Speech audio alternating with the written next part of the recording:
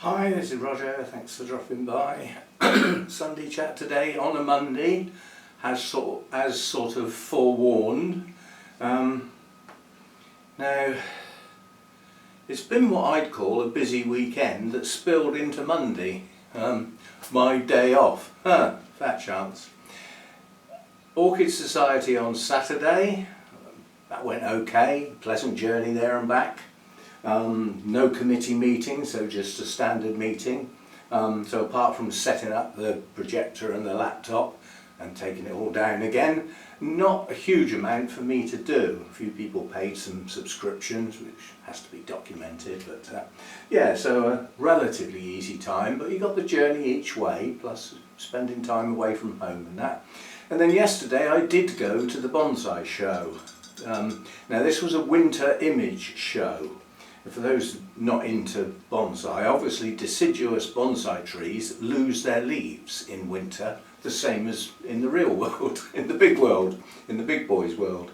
But as such, once the leaves are off, you can see the true structure of the trees. So a winter image show is appreciated by bonsai enthusiasts. Now obviously conifers, pines and the like, they don't lose their leaves, well they shouldn't, well larch do, and ginkgo, those of you who know about trees. Both of those are coniferous trees, so just a minute.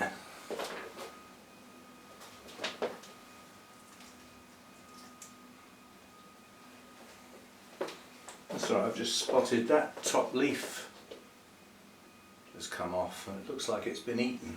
I'll look into that in a minute, so I just caught my eye. Where did I get to? Yes, larch are deciduous conifers and so are ginkgo. Ginkgo is the maidenhair tree. The leaves look very like the fronds of maidenhair ferns. And it looks like a normal deciduous tree, but it is in fact a conifer. It's one of the oldest known trees on the planet. Been around a long time, that one. Yes. Put the tripod up again, didn't I?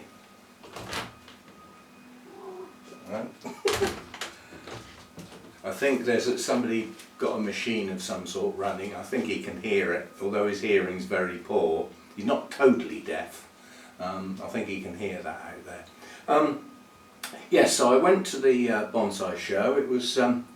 I found a different way to go. It was supposed to be about 80 miles and I found a shorter way, but it still took the same amount of time, but it was a much nicer drive. Went through some nice villages and, you know, sort of almost a dead straight road, but on little roads, you know, so you can't get a move on basically, but the scenery was pleasant. It's chucking it down with rain when I left, but coming home was nice blue sky and sunshine.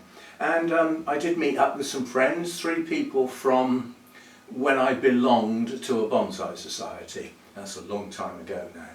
So yes, I met up with those and seen them for, well, a while. And I also met a viewer, a viewer for the Bonsai Channel. Now that's unusual. Don't normally meet up with those people because they're a bit thin on the ground.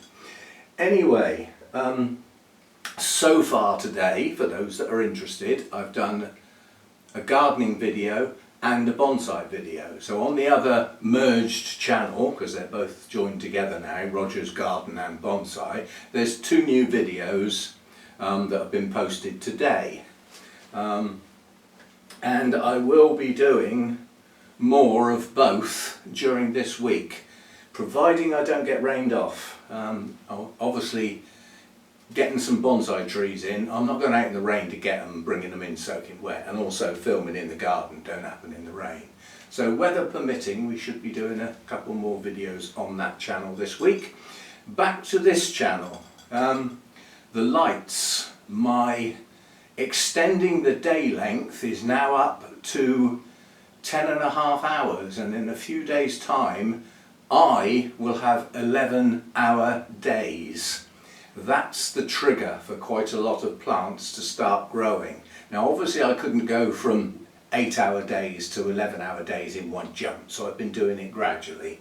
But yes, the lights get turned on at the end of the day to keep the daylight there, and we'll be up to 11 hours very soon. And I'll keep pushing. I'm going to push it on to 12 hours.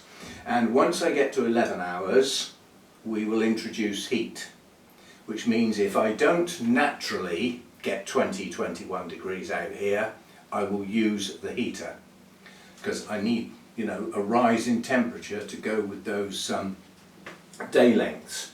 And then hopefully things are going to burst into life. There's some signs of some things moving already, but I wouldn't say everything is bursting into life by any means. Probably far from it if the truth was known. So, and that's all that's going on out here. I mean, I did a bit of watering today. The cooler, shadier set and the mounts, all 6 of them. That's all I've got left now. So that's, and tomorrow I will water the rest of the pots. That's effectively, as far as YouTube is concerned, my day off. Because it should be today, obviously things going on today. I will take my day off tomorrow, so there won't be any new stuff tomorrow. Have a day off from filming and playing with YouTube. Yes, so now we normally do a spotlight on the end of the Sunday chat. Well, this Sunday I'm going to do something a bit different, because at the Orchid Society meeting I did get to film the plants that had been brought in, and I thought it might be nice to put those together with a bit of music rather than the hubbub noise of an Orchid Society babbling on. Yeah, so I'll put those together, put those clips together with a bit of music, and we'll have those on the end of the Sunday chat rather than a spotlight this week. I'm a bit short on energy today. Now, as far as plants in here are going on, things are ticking over. Some things are doing nothing. It's that time of year. And some things are slowly but surely showing signs of life. I've got one plant to show you. Is it just one? I did have another one in my mind, back of my mind, but no. No, it'll be just the one. And while we're looking at this, we'll have a chat about these types in general. Now, this is a Dendrobium nobile type hybrid called Prima Donna. A lot of the nobile type hybrids come without a name. Sometimes they don't even tell you it's a nobile type. But this one is, and this cross was produced quite a long time ago now, and I don't believe it's ever been done again. There will be others, probably with different names, some with no names, that are similar, but not this one. So this one, to all intents and purposes, is probably quite rare nowadays. You know, a lot of the mass-produced nobile types, they get bought by non-orchid people, taken home, and they die. Or they get thrown away when the blooms die. So they don't, you know, they don't make it. They don't necessarily go into collections. So this one could be quite rare now. I know some people have had a piece of this. I can't for the life of me remember who, but so there might be another couple lurking around that have come from this plant. This plant was a giant once and got best in show, but that's when it was about 4 times as big as this. Now, this nobile is about right for the time of year, in as much as the blooms are opening into February. Now, some people's will be opening in January, some people will wait till March, but this late winter, early spring is about the right time for them to be coming into bloom. Now, this one can't have a mass blooming yet. All the blooms at the moment are on old canes. We've got 4 blooms over there on a totally leafless cane, and then all the rest are on this cane, which has 1 leaf, 1 surviving leaf right at the top. Apart from that, we're looking at leafless canes here, which is normal. Now, the 2 leaved canes are last year's growth, And as you can see, they didn't get to full size. They should be up here somewhere, and they're not. So these are short canes. They didn't grow as well as they should. Plant was disturbed, blah blah blah. But if I'm going to get a mass blooming on this, the way to get mass bloomings on Nobiles is to grow lots of new canes. And they are difficult to force to grow. The way they grow lots of new canes is to be in perfect conditions, and then they will throw growths up, yeah, and they will grow strong up to their maximum height. Now this has got two leads in effect. It's got one over this side. It's got a bunch of canes all together, and this cane came out in that bunch. Over this side it's got a more traditional lead where the canes move away from a central point, and the latest one is on the end. Now this one for me only produces new growths after this flush of blooms starts to fade. So I doubt if we'll see any new growths on this for 3 or 4 weeks at least, maybe even 5 or 6. It's got good roots, it's got plenty of roots, the size of the plant, but what it's also got is one not very old cane that's not completely leafless yet, that has got all its colour and all its shape. And then we start looking at these types of canes. They've lost their leaves, they've bloomed, and they're starting to shrivel. Those canes are not offering a lot of support for the plant anymore. And to some extent, you have to count, you have to do the do the maths. And yes, there is an S on the end. Yeah, I mean basically you have to look at the overall plant. Now this is a good strong cane. That one's not bad. And we've got the 2 new growths, that's 4. But we've got 1, 2, 3, 4, 5, 6 old growths that are not going to bloom again.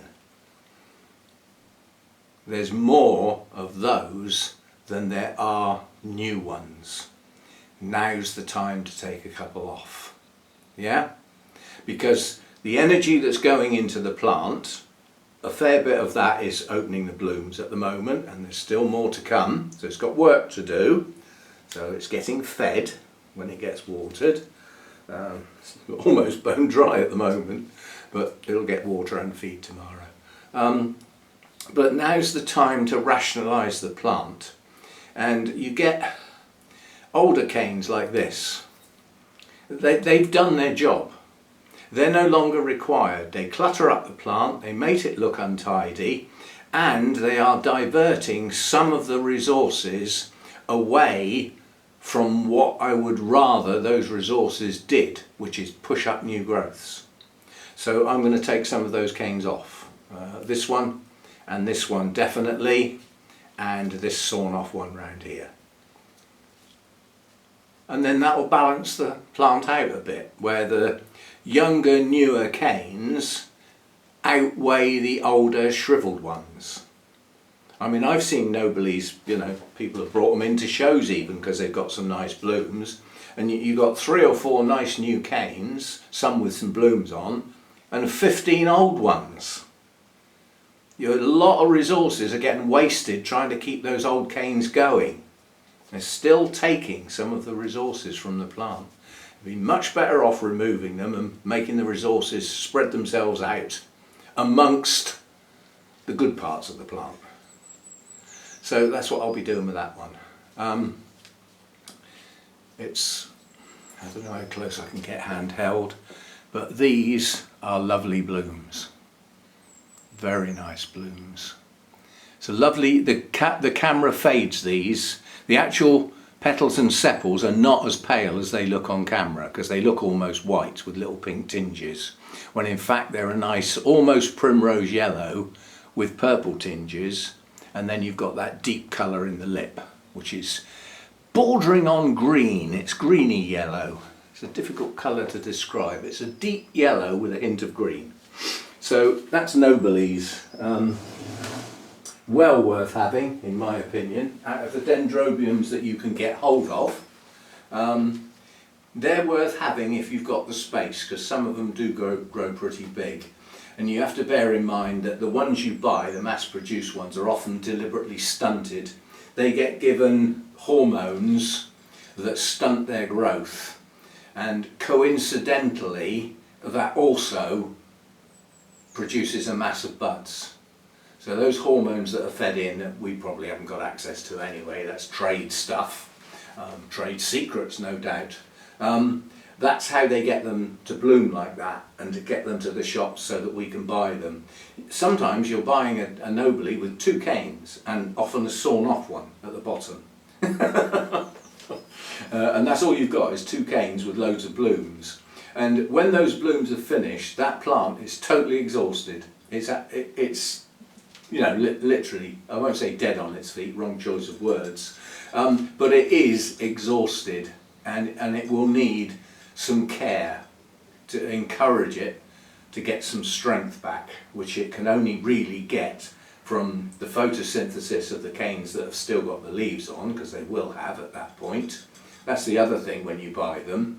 They're a mass of blooms and they've still got all their leaves. So you can tell they've been forced, because that's not really how they would normally be. So you've got to treat them quite carefully for the first year or so after flowering, and you know, try and encourage some growth, try and get the light right, feed and water if there's growth going on. And if you really want a mass blooming, you won't do it, I know you won't, but the following year, when you get to the time of year when it blooms, as those buds form, take them off. And wait.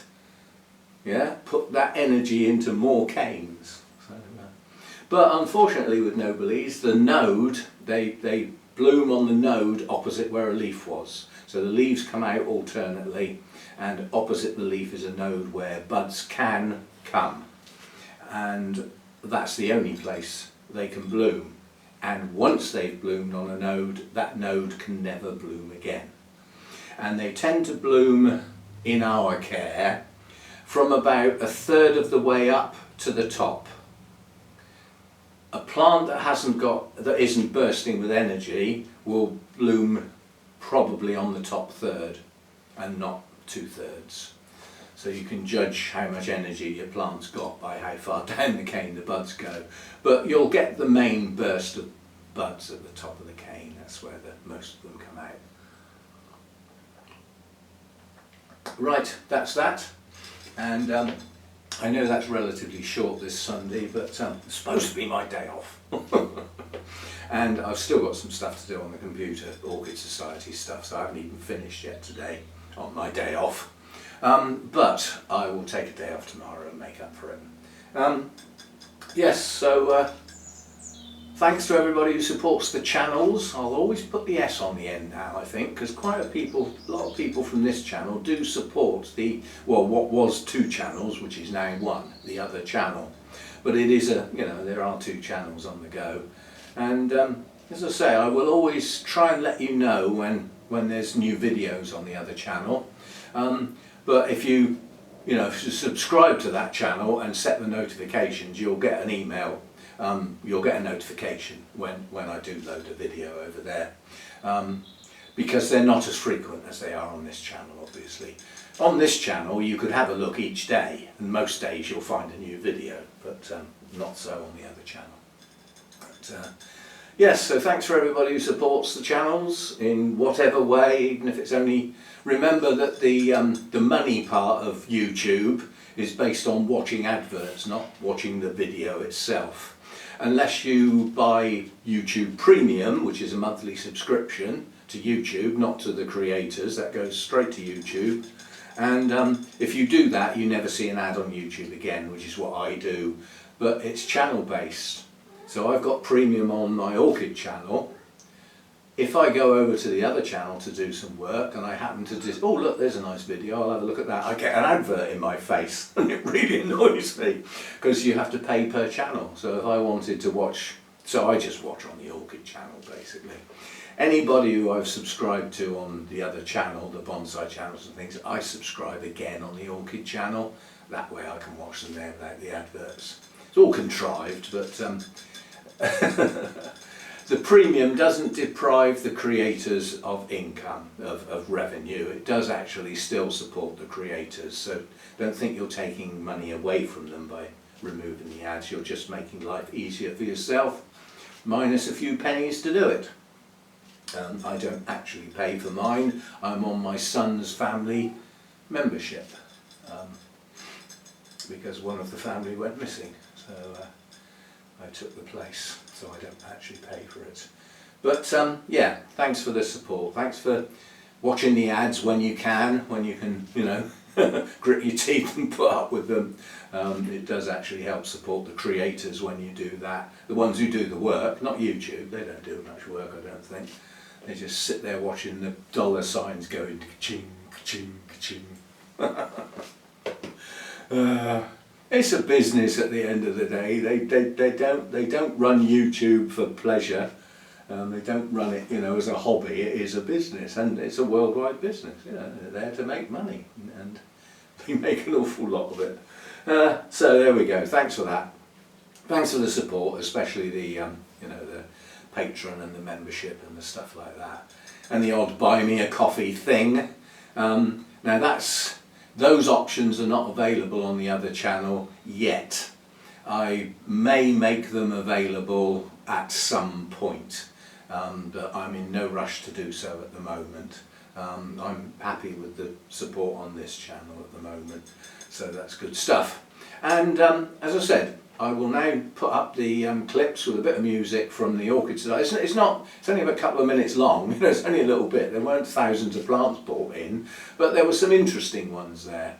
There's a couple of lovely coleogenes in amongst them. I won't have names because, you know, I think a couple I filmed the actual awards that they got, but I didn't specifically aim at trying to find the names of the plants. But there's two nice coleogenes there.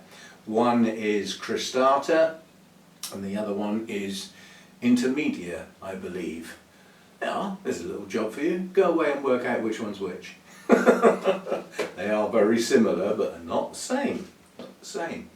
And I will see you next time for whatever later in the week. So thanks for dropping by. See you again.